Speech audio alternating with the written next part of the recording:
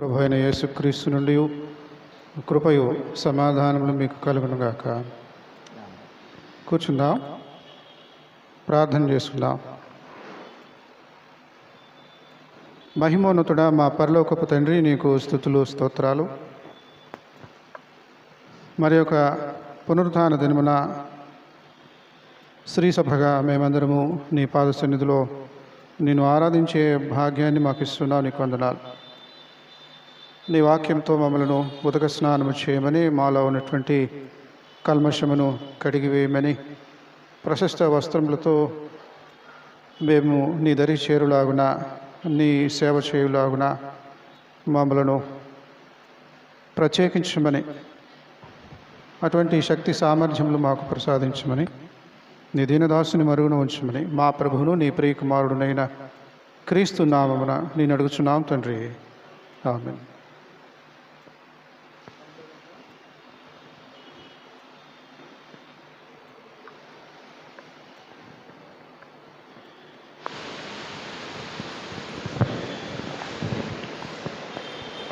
ప్రియమైన సంఘమా,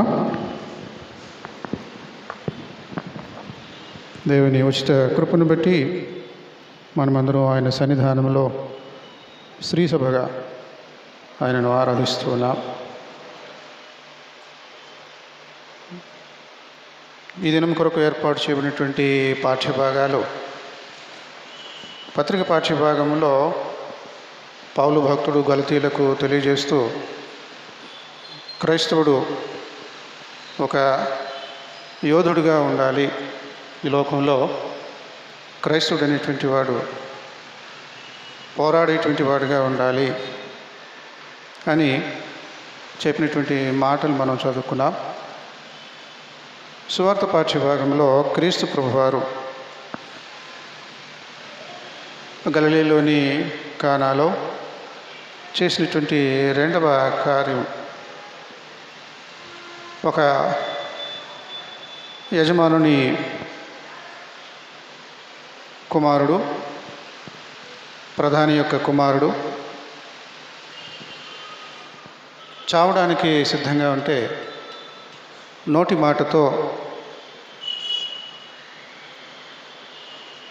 ఎంతో దూరంలో ఉన్నటువంటి ఆ వ్యక్తికి బ్రతుకును ప్రసాదించాడు. ఈ రెండు మనకు మన పితరులు ఇచ్చినటువంటి ధ్యాన పాఠ్య భాగాలు. మరి వీటిని ఏ విధంగా సమన్వయం చేసుకోవచ్చో, ఈ రెండింటిని కలిపి ఒక సందేశాన్ని తీసుకోవచ్చు అని అంటే, I have to read between the lines. I have to read between the lines అంటే అచ్చువేయబడినటువంటి అక్షరాల మధ్యలో అక్షరాలు లేకుండా ఖాళీ స్థలం ఉంటుంది. అందులో ఆ ఖాళీ స్థలంలో కనిపించని సందేశాన్ని మనం అందుకోవాలి. అంధకార శక్తులు అని పౌలు భక్తుడు తెలియజేశాడు. అంటే చీకట్లో మనకు ఏ వస్తువు ఎక్కడుందో తెలియదు. దాన్ని ఏ విధంగా మనము దాని బారిన పడకుండా జాగ్రత్త పడాలో తెలియదు. ఇటువంటి పరిస్థితి చీకటికి సంబంధించినట్టుగా ఉంటూ ఉన్నది. ఈ లోకంలో మనం జీవిస్తూ ఉండగా ఈ జీవన పోరాటంలో చీకటి వెలుగుల మధ్య జరిగేటువంటి ఈ పోరాటంలో మనము చీకటి బారిన ఉన్నటువంటి వారముగానే ఉంటూ ఉన్నాం. బైబిల్లో కీర్తనల గ్రంథంలో మనం చూసినట్లయితే, మనిషికి ఎంత బలం ఉంది, మనిషిని ఏ శ్రేణిలో గుర్తించగలమో, ఏ ర్యాంకులో మనిషిని గుర్తించగలం అని అంటే, పరలోకమందు ఉన్నటువంటి దేవతలకు, దేవదూతులకు కంటే కొంచెము తక్కువ వారినిగా నరులను సృష్టించావు అనేటువంటి మాట కీర్తన గ్రంథంలో మనం చూస్తాం. అంటే దేవదూతలకు ఉన్నటువంటి శక్తి మనకు లేదు. దేవదూతలు ఎవరు, దేవగణము ఏమిటి అని మనము చూసినట్లయితే మంచి గణము, చెడ్డ గణము అని రెండు రకాలుగా మనం విభజించుకోవాలి. మంచి గణము, చెడ్డ గణము. అంటే దేవదూతలు దేవునిని ఎదిరించి దేవునితో పోరాడుతూ ఆయనకు అవిధేయులై ఆయన శిక్షకు గురై శిక్షను అనుభవిస్తూ ప్రతీకారం తీర్చుకునేటువంటి దేవగణము. పరలోకం నుండి త్రోసివేయబడినటువంటి దేవగణము, ఫాలెన్ ఏంజల్స్. పడిపోయినటువంటి దేవదూతలు, పడకుండా అక్కడే ఉన్నటువంటి దేవదూతలు, రెండు వర్గాలు. ఇప్పుడు మనం ఎక్కడున్నామంటే పడిపోని పరలోకంలో ఉన్నటువంటి దేవదూతల మధ్య లేము, పడిపోయినటువంటి దేవదూతల మధ్యలో ఉన్నాం. మరి వీళ్ళ మధ్యలో ఉంటే మన పరిస్థితి ఏమిటి? చాలా అధ్వానంగా ఉంటుంది. ఆ దేవుడితో పోరాడేటువంటి వీళ్ళు దేవుడి మీద కక్ష సాధింపు చర్యగా తమ కార్యాలు జరిగించేటువంటి వీళ్ళు తమకంటే బలహీనులైనటువంటి, ఇందాక అనుకున్నాం కదా, దేవదూతల కంటే కాస్త బలం తక్కువైనటువంటి వాళ్ళు నరులు. కాబట్టి ఇక్కడ ఈ లోకంలో పడినటువంటి పతనమైనటువంటి పైనుండి కిందకు వెలివేయబడినటువంటి ఈ దూతగండము ర్యాంకులు ఉన్నాయి. First rank, second rank, third rank, ఇలా ఉన్నాయి. అయితే ప్రస్తుత దినాలలో ప్రొటెస్టెంట్లు సంఖ్య పెరుగుతూ ఉన్నది. క్రైస్తవ విశ్వాసులలో ప్రొటెస్టెంట్లు 100కి 60 మంది అన్నట్లుగా ఉంది. ఒకానొకప్పుడు 100కి 2 కూడా ఉండేవాళ్ళు కాదు. ఒక 500 సంవత్సరాలు వెనక్కి వెళితే 100కి 2 కూడా ఉండేవాళ్ళు కాదు ప్రొటెస్టెంట్లు. అంటే మనము ఆర్సీఎం అంటారు చూసారా, అలాంటి పాతకాలపు డినామినేషన్లతో నిండి ఉండేది ఒకప్పుడు క్రైస్తవ సంఘం. ప్రొటెస్టెంట్లు ఒకరిద్దరు మాత్రమే 100 మందిలో కనబడేవారు. ఇప్పుడు 100కి 60 మందిగా పెరిగిపోయారు.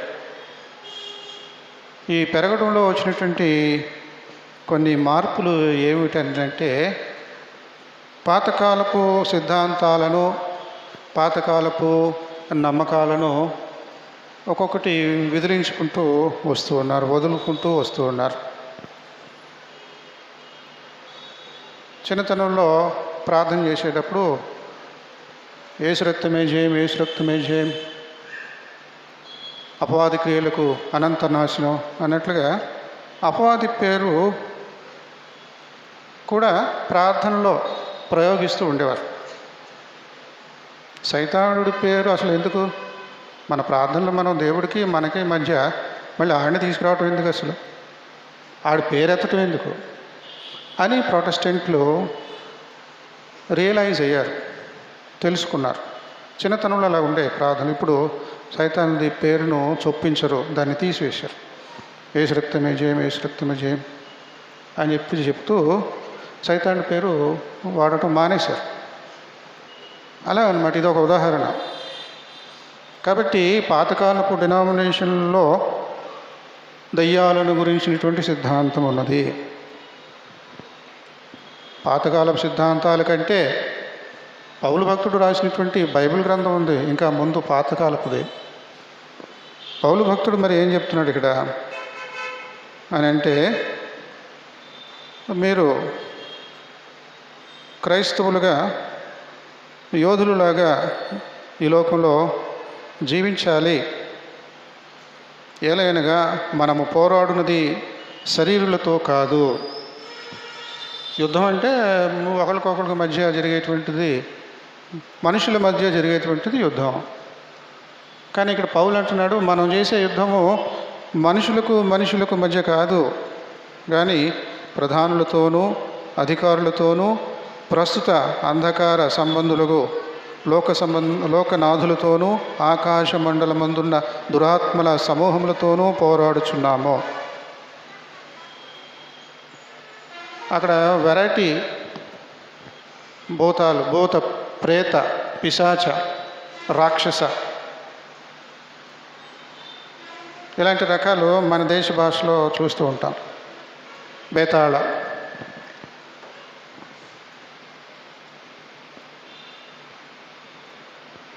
ఇవన్నీ కూడా ఉన్నాయా లేవా అన్నట్లుగా ఉంటుంది ప్రొటెస్టెంట్ డినామినేషన్లో వాళ్ళ యొక్క అవగాహన, వాళ్ళ యొక్క ఆలోచనల ప్రకారము. కానీ 2000 సంవత్సరాల క్రితము పౌలు రాసినటువంటి ఈ మాటలు ఏమిటి, వీటి వెనుక వాస్తవం ఉందా అన్నట్లుగా ఉంటుంది మన ప్రొటెస్టెంట్ విశ్వాసుల యొక్క ఆలోచన. ఎందుకంటే మన పెంపకం అలా అయిపోయింది, అలా వేరుపడిపోయాం కదా. 2% నుంచి 60% దాకా ఎదిగిపోయాము. ఎదిగిపోయే ఈ ప్రాసెస్లో, ఈ పరిణామ దశలో మనము ఎన్నెన్నో వదులుకున్నాం, అనవసరం అనుకున్నాం. డీమనాలజీ అంటారు ఇంగ్లీష్లో. దయ్యాలను గురించినటువంటి సిద్ధాంతము, దేవదూతలను గురించిన సిద్ధాంతం ఉంటుంది, సంఘాన్ని గురించిన సిద్ధాంతం ఉంటుంది, పాపమును గురించినటువంటి సిద్ధాంతం ఉంటుంది. అలాగా సిద్ధాంతాలు ఉంటాయి క్రైస్తవ సంఘంలో, క్రైస్తవ బోధలో. దయ్యాలను గురించినటువంటి సిద్ధాంతం సాధారణంగా నాకు తెలిసి ఏ బైబిల్ కాలేజీలోనూ దానికి ప్రాధాన్యతనివ్వరు, మాట వరుసగా అన్నట్లుగా చెప్పేసి ఊరుకుంటారు. ఎందుకనంటే ఈ బైబిల్ కాలేజీలన్నీ మన ప్రొటెస్టెంట్ వాళ్ళం కదా మనం అందరం, అందుకని.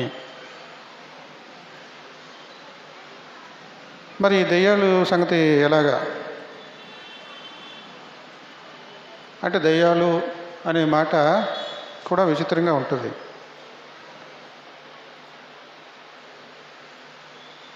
కోయ వాళ్ళ మధ్య రీసెర్చ్ చేసేటప్పుడు ఒక 10-15 రోజులు వాళ్ళ మధ్యలో ఉన్న వాళ్ళ మతం ఆచారాలు తెలుసుకోలేదు ఇదని చెప్పేసి. అంటే గిరిజనుల యొక్క ఒకనొక తెగ యొక్క మతం. వాళ్ళు దైత అంటారు. అది దేవత దయ్యమా అన్నట్లుగా ఉంటుంది మనకి వినేటప్పుడు.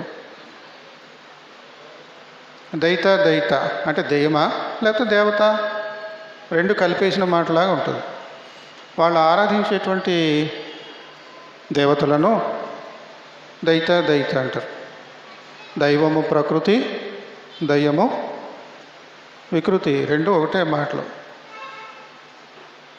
తెలుగు భాషలో మనం చిన్నప్పుడు నేర్చుకుంటాం కదా, దైవము ప్రకృతి, దానికి వికృతి రూపం ఏంటంటే దయ్యము, రెండు ఒకటే. ఆ వికృతి రూపమే పరలోకమందు ఉన్నటువంటి దేవదూతలు నెట్టివేయబడి ఫాలెన్ ఏంజల్స్గా, దయ్యాలుగా మారారు. దైవము దయ్యమైపోయింది. వీళ్ళ మధ్య మనం జీవిస్తూ ఉన్నాం. మనకంటే బలవంతులు వాళ్ళు. మర్రి చెట్టు మీద దెయ్యం ఉంది, వేప చెట్టు మీద దెయ్యం ఉంది, రాత్రిపూట వెళ్ళకూడదు.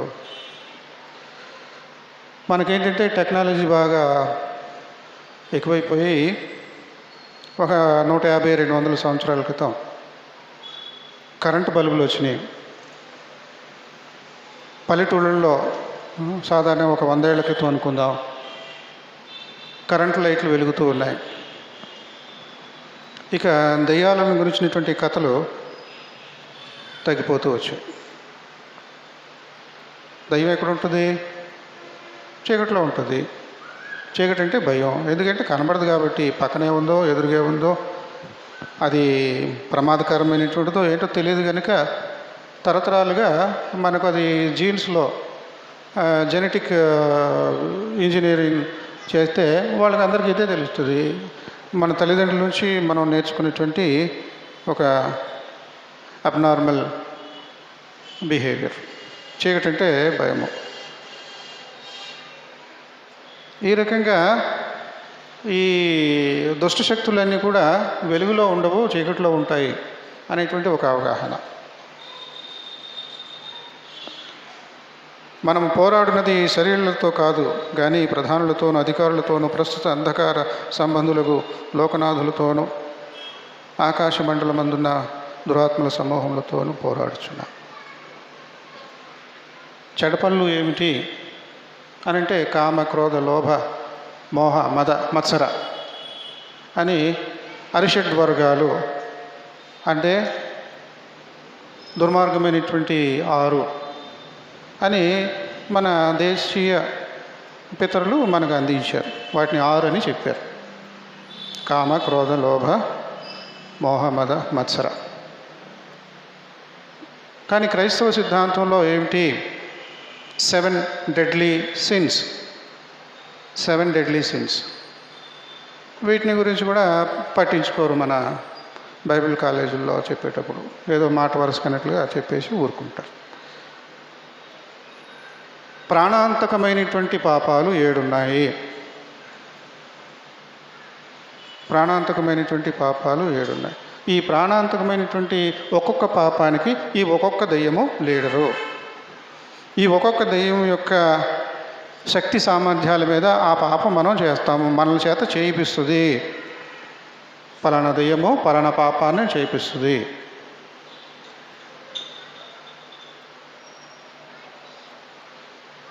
ప్రైడ్ అంటే గర్వం. లూసిఫర్ అనేటువంటి వ్యక్తి మనకు గర్వం పుట్టించేలాగా మనను రెచ్చగొడతాడు. అది మన భారతదేశంలో ఇచ్చినటువంటి 6 ఉన్నాయి కదా, పితరులు ఇచ్చినటువంటిది. దాంట్లో మదం అనేటువంటి దాంతో పోల్చవచ్చు. గర్వం అన్నమాట మదం. దానికి లూసిఫర్ అనేటువంటి దయ్యం అంటారో లేకపోతే ఏమంటారో మీరు. ఎందుకంటే అక్కడ లేనివన్నీ కూడా ఇక్కడ, అక్కడ దైవము ఇక్కడ దయ్యము కాబట్టి. రెండవది ఏంటంటే 7 ప్రాణాంతక పాపాలలో రెండవ పాపము ఏమిటి అంటే లోభం, ఎన్వి. ఇది బయల్జెబూబ్ అనేటువంటి దెయ్యం యొక్క అధీనంలో ఉంటుంది. బయల్జెబూబ్ అనేటువంటి దెయ్యము చేత మనం ఈ పాపం చేస్తాం.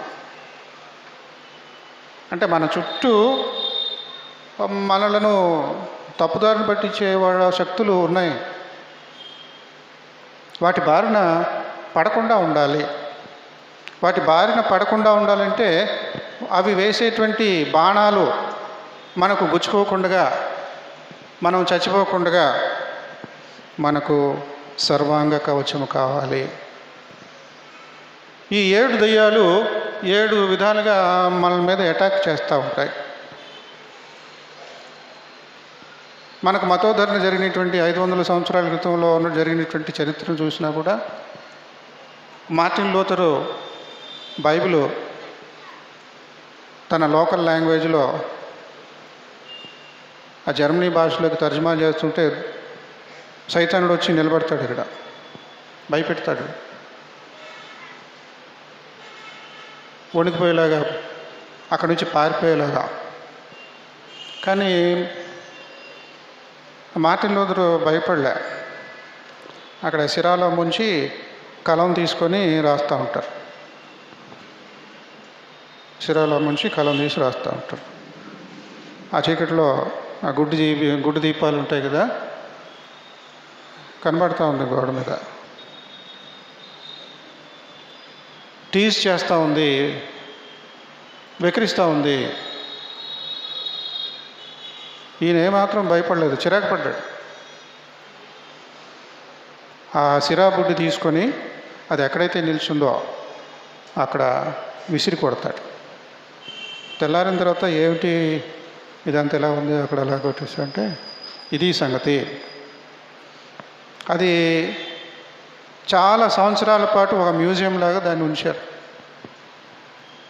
ఆ జరిగినటువంటి ఆ స్థలాన్ని ఏమాత్రం చెక్కు చెదరకుండా దాన్ని ఎలా భద్రపరిచి ఇదిగో ఈ సంఘటన ఇక్కడ జరిగింది అని తెలియజేసే విధంగా.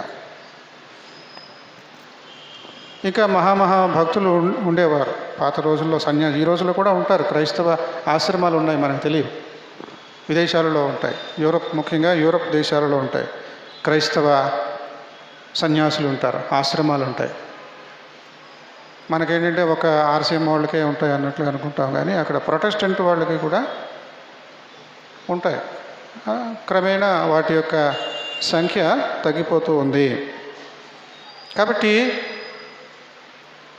పాత రోజుల్లో ఒక 500 సంవత్సరాల క్రితం ఇలాంటి సన్యాసులు నిష్ఠతో ఉన్నటువంటి వాళ్ళకే ఎక్కువగా ఈ తొందరలు వచ్చేవి వీళ్ళ వలన. మిగతా వాళ్ళు ఆల్రెడీ వాళ్ళ గుప్పిట్లో ఉన్నారు, పెద్ద సమస్య ఏం లేదు. వీళ్ళని కూడా లాగేసుకోవాలి. ఈ భక్తులను, పరమ భక్తులను కూడా శోధించేయాలి, బొట్లో వేయాలి. ఆ రకంగా ఎన్నెన్నో మరి కథలు, వివరాలు మనం చరిత్రలో చూస్తూ ఉంటాం. 7 రకాల ప్రాణాంతకమైనటువంటి పాపాలు, 7 డెడ్లీ సిన్స్. ఒక్కొక్క పాపానికి ఒక్కొక్క దయ్యము అధిపతిగా ఉంటూ ఉన్నాడు. కాబట్టి గర్వానికి లూసిఫర్ ఉన్నాడు, లోభానికి బయల్జెబూబు ఉన్నాడు, కోపానికి క్రోధం సైతానుడు ఉన్నాడు.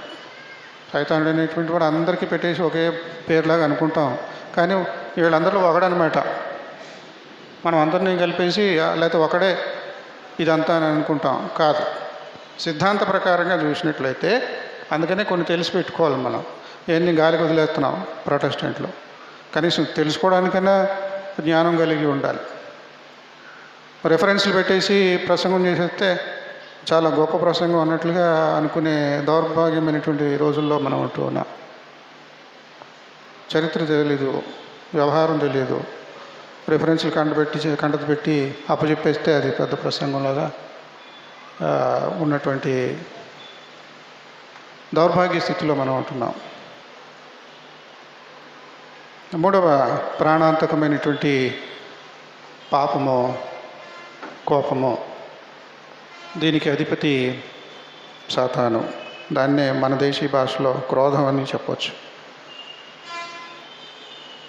4వది ఏంటంటే స్లాత్ అంటారు ఇంగ్లీష్లో. అంటే బద్ధకం.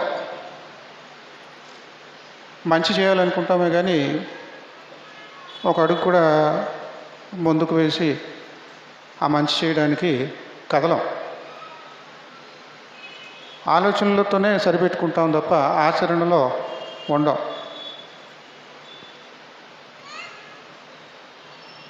ప్రపంచంలో ఉన్నటువంటి జీవులు, ఏ జీవి రోజుకి ఎంతసేపు నిద్రపోతుంది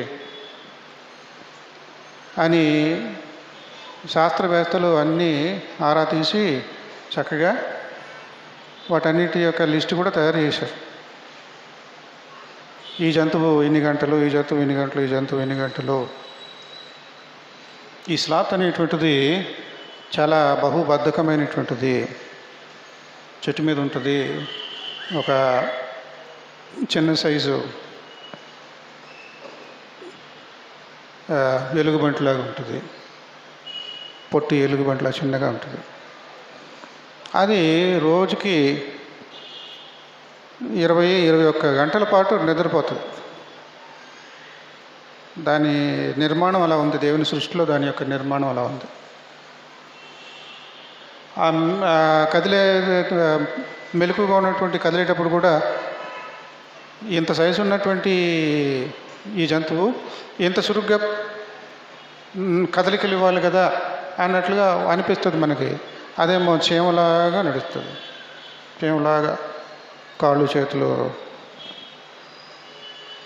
ఇలాంటి పనికి మాలినటువంటి మనస్తత్వము మనలో పుట్టించేటువంటి వాడు అబాదాన్, బద్ధకాన్ని పుట్టిస్తాడు. ఏది చేయనివాడు. చాలా చేసేవచ్చు. బద్ధకం వల్ల మనం ఏమి చేయము. చేయాలనిపిస్తుంది కానీ చెయ్యం, అలా ఉండిపోతాం. ఐదవది మరి గ్రీడ్ అంటూ ఉంటాం. గ్రీడ్ అంటే అత్యాశ. మనకి ఎంత కావాలి? 40 సంవత్సరాలు ప్రయాణం చేస్తున్నావు ఓ ఇశ్రాయేలీయుడా, తెల్లవారిన తర్వాత నువ్వు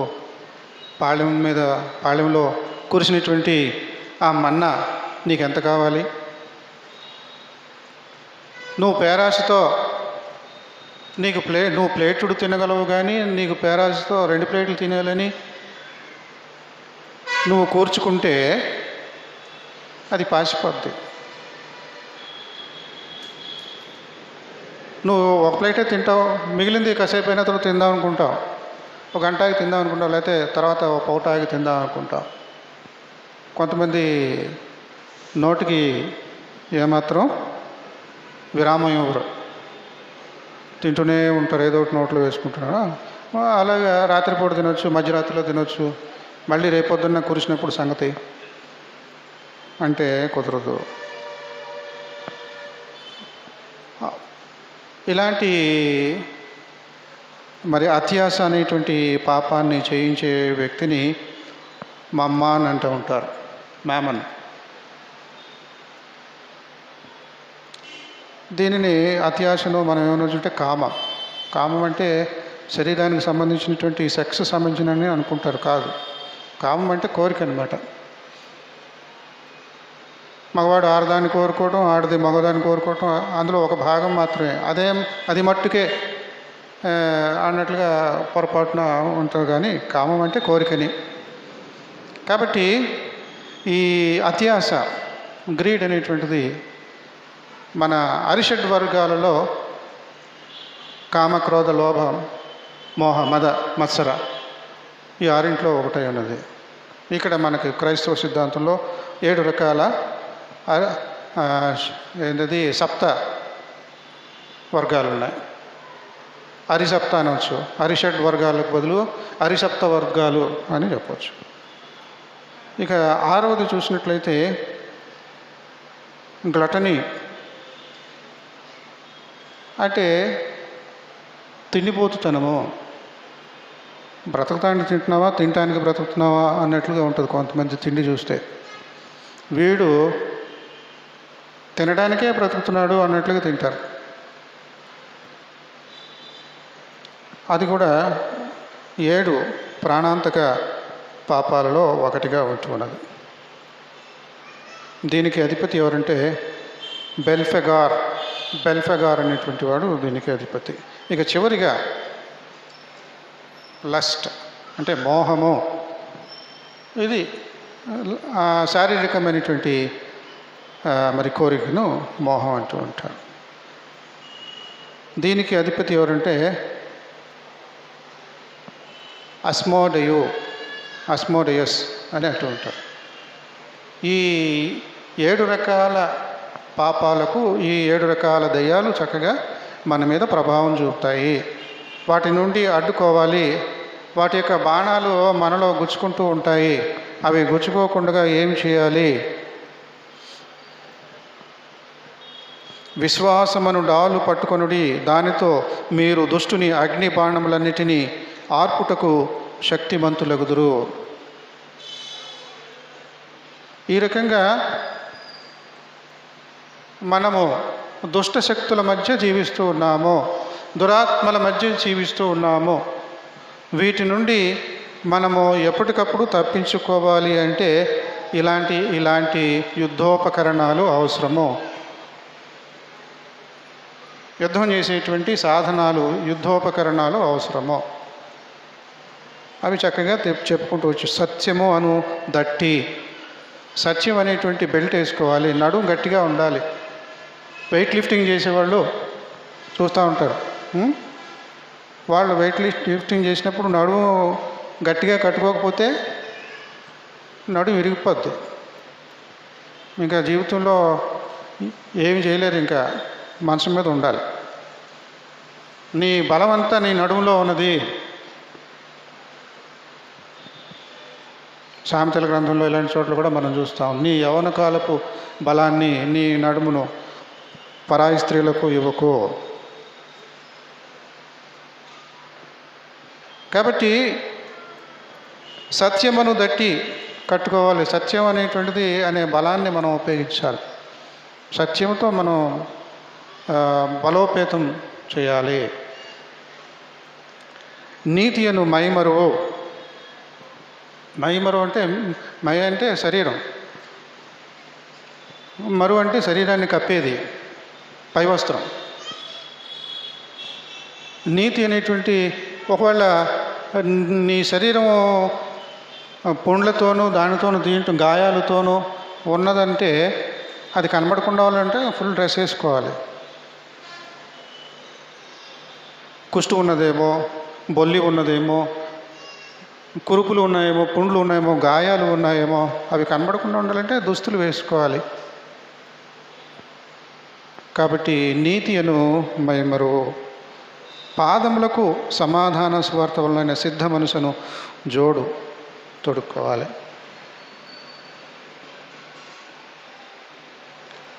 సమాధాన సంబంధమైనటువంటి సువార్త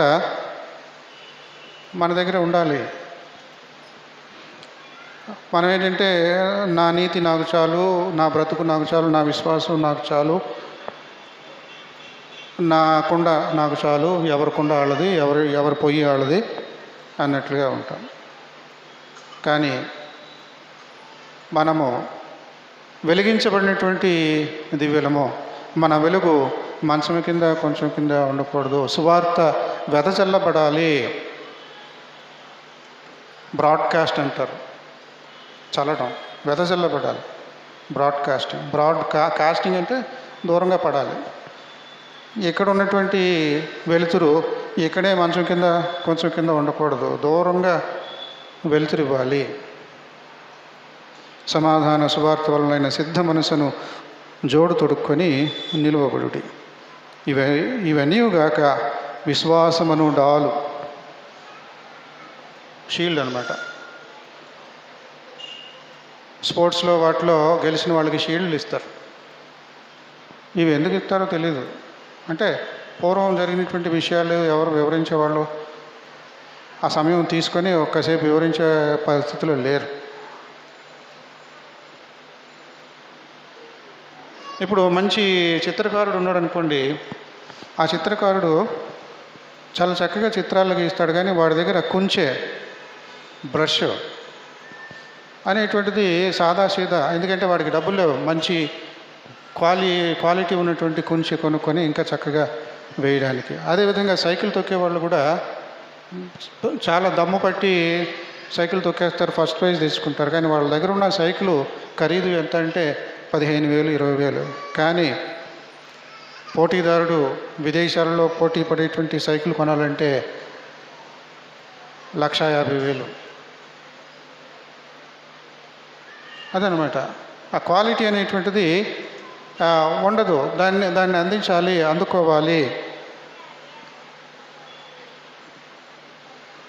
మన యొక్క విశ్వాస యాత్రలో ఇవన్నీ కూడా గమనించుకుంటూ మన సామర్థ్యాన్ని రెట్టింపు చేసుకుంటూ ఉండాలి.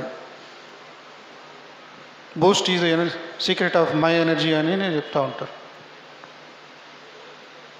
అప్పుడు మనం ఏం చెప్పాలి క్రైస్తవుడిగా? Christ is the secret of my energy. మనకేమో ఎంతసేపు టీవీ ఆన్ చేయగానే Boost is the secret of my energy వస్తుంది. ఓ క్రైస్తవ విశ్వాసి, Christ is the secret of my energy. పోరాటం గురించి ఇదంతా చెప్తున్నాం. మరి పాస్టర్ గారు సువార్త పాఠ్యం గురించి ఏంటి, దీన్ని ఎలాగ సమన్వయం చేయగలం అని ఏమైనా ఆలోచన వచ్చిందా? చేసుకోవాలి. యేసుక్రీస్తు ప్రభు వారు ఈ యోహాను భక్తుడు ఇచ్చినటువంటి వివరం చూసినట్లయితే 4వ అధ్యాయంలో 46 నుండి 54, తాను నీళ్లు ద్రాక్షరసంగా చేసిన గలిలీలోని కానాకు ఆయన తిరిగి వచ్చాను. అప్పుడు కపెర్నహూములో ఒక ప్రధాని కుమారుడు రోగి ఉండెను. ఇవన్నీ చూస్తూ ఉన్నాం. 47వ వచనంలో తర్వాత వచనంలో ఏముంటుందంటే, యేసు యూదయ నుండి గలిలయకి వచ్చినని అతడు విని ఆయన ఎద్దకు వెళ్ళి తన కుమారుడు చావ సిద్ధమై ఉండెను గనుక ఆయన వచ్చి అతని స్వస్థపరచవలనని వేడుకొనెను.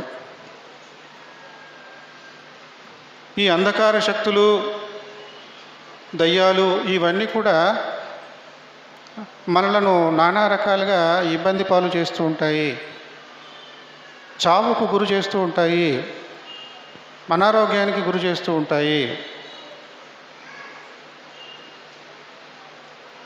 ఇక్కడ ఒక వ్యక్తి చావ సిద్ధమై ఉన్నాడు. అక్కడ పౌలు సిద్ధ మనస్సును, సువార్త సంబంధమైనటువంటి సమాధాన సిద్ధ మనస్సును, పాదరక్షలు తొడుక్కోండి. మనము త్రిత్వకాలంలో ఆఖరు ఆదివారాల్లో ఉంటున్నాం. పదే పదే నేను ప్రతి సంవత్సరం గుర్తు చేస్తూ ఉంటాను. ఆఖరు ఆదివారాల్లో దేనికి సంబంధించినటువంటి పాఠ్యభాగాలు మన పితరులు అందించారు, దేని గురించినటువంటి ధ్యానం ఉండాలి అని అంటే క్రీస్తు యొక్క రెండవ రాకడకు సంబంధించినటువంటి ధ్యానాంశాలుగా ఉంటాయి. కాబట్టి ఇక్కడ సిద్ధపాటు అనేది మనకు చాలా అవసరము. కానీ ఇక్కడ ఈ సైతానుడు ప్రభావం వలన పరలోకానికి వెళ్ళడానికి సిద్ధంగా లేము, చావడానికి సిద్ధంగా ఉన్నాం, వాడి చేతుల్లో నశించిపోవడానికి సిద్ధంగా ఉన్నాం.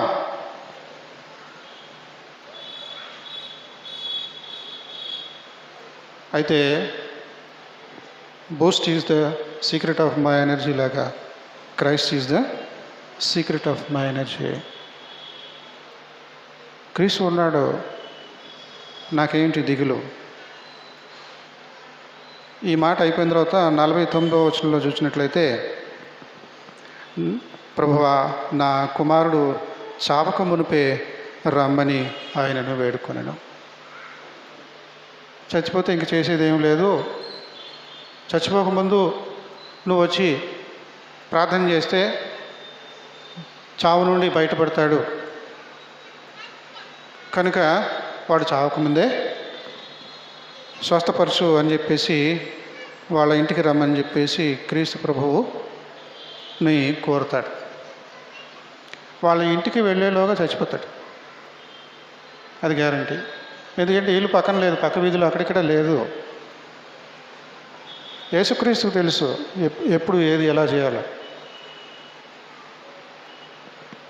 ఎక్కడో దూరంగా ఉన్నాడు, 20 కిలోమీటర్ల దూరంలో ఉన్నాడు, 25 కిలోమీటర్ల దూరంలో ఉన్నాడు.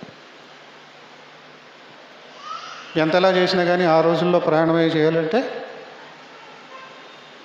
ఒక పూట పట్టేస్తుంది అనుకుంటాం,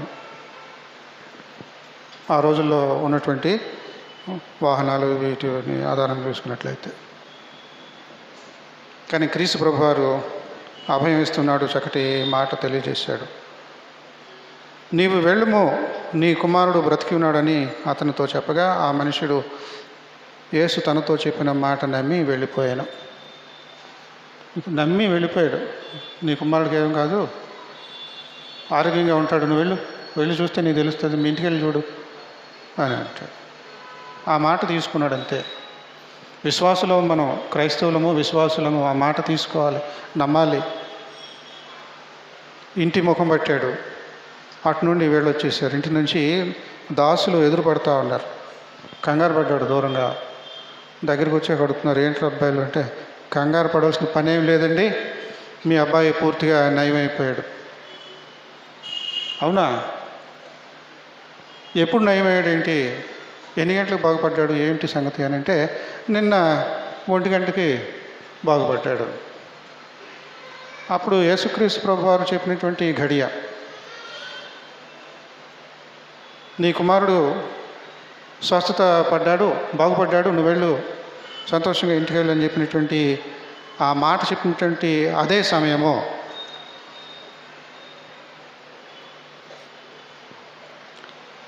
నీ కుమారుడు బ్రతికి ఉన్నాడని యేసు తనతో చెప్పిన గంట అదే అని తండ్రి తెలుసుకున్నాను గనుక అతడును అతని ఇంటి వారందరూ నమ్మిరి.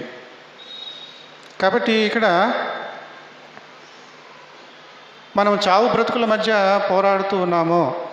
ఈ వ్యక్తి అస్వస్థతతో ఉన్నటువంటి ఈ వ్యక్తి చావు బ్రతుకుల మధ్య పోరాడుతూ ఉన్నాడు. మనం ఆరోగ్యంగానే ఉన్నాము, కానీ మనం కూడా పోరాడుతున్నాం అన్న సంగతి మర్చిపోకూడదు. ఇదే మనం చేసే పొరపాటు. అనారోగ్య స్థితిలో, తీవ్రమైనటువంటి అనారోగ్య స్థితిలో చావు బ్రతుకుల మధ్య పోరాడుతున్నాడు. చావాలా బ్రతకాలా, చావాలా బ్రతకాలా, అది పోరాటం. అక్కడ యేసు ప్రమేయం ఉంటే చావు నుండి తప్పిస్తాడు, నువ్వు బ్రతికి బయటపడతావు. కానీ ఈ లోకంలో మనం జీవిస్తూ ఉండగా చావు బ్రతుకుల మధ్య పోరాటం కాదు, అంధకార శక్తులతో మనం పోరాడాలి. కనబడవు మనకు అవి కనబడవు. కనబడితే ఇదిగో ఎలా ఉంది ఎలా ఉంది అన్నట్టుగా చూస్తూ ఉంటాం. సంస్కృత మాటల రోజులకి 24 గంటలు కనబడవు, లేకపోతే ఎప్పుడు పడితే అప్పుడు కనబడవు. వాటికంటూ ఒక సమయాన్ని తీసుకుంటాయి, కనబడుతూ ఉన్నాయి. పాత రోజుల్లో అలా ఉన్నాయేమో. కొంతమంది వ్యక్తిగతంగా వాళ్ళ అనుభవాలు చెప్తూ ఉంటారు, మనం నమ్మశక్యంగా ఉండవు. కానీ పూర్వ దినాలలో ఇటువంటి విషయాలు చాలా ఎక్కువగా జరిగినట్లుగా మనకు వివరాలు చరిత్రలో ఉంటూ ఉన్నాయి.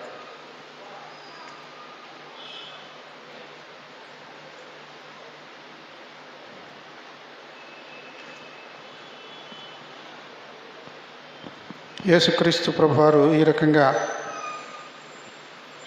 లోక సంబంధమైనటువంటి శక్తులను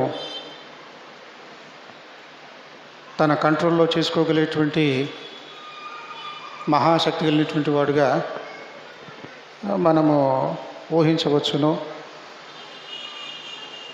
అయితే సిద్ధాంత ప్రకారంగా మనం ఆలోచించి చూసినట్లయితే ఈ శక్తి ఎలాంటిది అని ఆలోచించి చూసినట్లయితే యేసుక్రీస్తు ప్రభువారు బాప్తిస్మం తీసుకున్నటువంటి సమయంలో పరలోకం నుండి పరిశుద్ధాత్ముడు పావురు రూపంలో వచ్చి యేసుక్రీస్తును అభిషేకించడం మనం చూస్తాం. అంటే అప్పటి నుండి యేసుక్రీస్తు మీద పరిశుద్ధాత్మ, యేసుక్రీస్తులో పరిశుద్ధాత్ముడు ఇంజెక్ట్ అయి ఉన్నాడు. పరిశుద్ధాత్ముడు పనిచేయడం ప్రారంభించాడు. అది ఎప్పుడు దాకా ఉన్నది, ఇది కూడా చాలాసార్లు చెప్తూ ఉంటాం కదా. ఎప్పుడు శ్రమల దినాల్లో మనం జ్ఞాపకం చేసుకుంటూ ఉంటాం.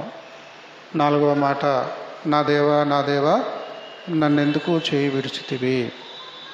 అప్పటిదాకా పరిశుద్ధాత్ముని యొక్క శక్తి వలన కార్యాలు జరిగిస్తూ ఉన్నాడు. ఇప్పుడు ఏ శక్తి ఏది కూడా తనకు అండగా లేదు. విడనాడబడ్డాడు, పరలోకపు తండ్రి విడిచిపెట్టాడు, పరిశుద్ధాత్ముడు వేరుపడ్డాడు. క్రీస్తు ఒకటే శిలువ మీద మరి నిస్సహాయ స్థితిలో మొరపెడుతూ ఉన్నాడు, గగ్గోలు పెడుతూ ఉన్నాడు. నా దేవా నా దేవా నన్నెందుకు చేయి విడిచితివి. కాబట్టి క్రీస్తు ప్రభువారు ఈ స్వస్థత కార్యాలు ఇవన్నీ చేస్తూ ఉన్నాడు అని అంటే క్రీస్తులో పరిశుద్ధాత్ముడు ఉన్నాడు కనుక. క్రైస్తవ విశ్వాసులమైనటువంటి మనము Christ is the secret of my energy. సైతానును ఎదుర్కోవడానికి, అంధకార శక్తులను ఎదుర్కోవడానికి నా దగ్గర ఆయుధాలు ఉన్నాయి. నా దగ్గర శిరస్త్రాణం ఉన్నది, నా దగ్గర దట్టి ఉన్నది, డాలు ఉన్నది, పాదరక్షలు ఉన్నాయి, ఖడ్గం ఉన్నది. వీటన్నిటినీ కలిగి నేను యుద్ధం చేస్తూ ఉన్నాను. పాటలు చాలా పాటలు ఉంటాయి కదా. యుద్ధము యెహోవాదే, యుద్ధము యెహోవాదే,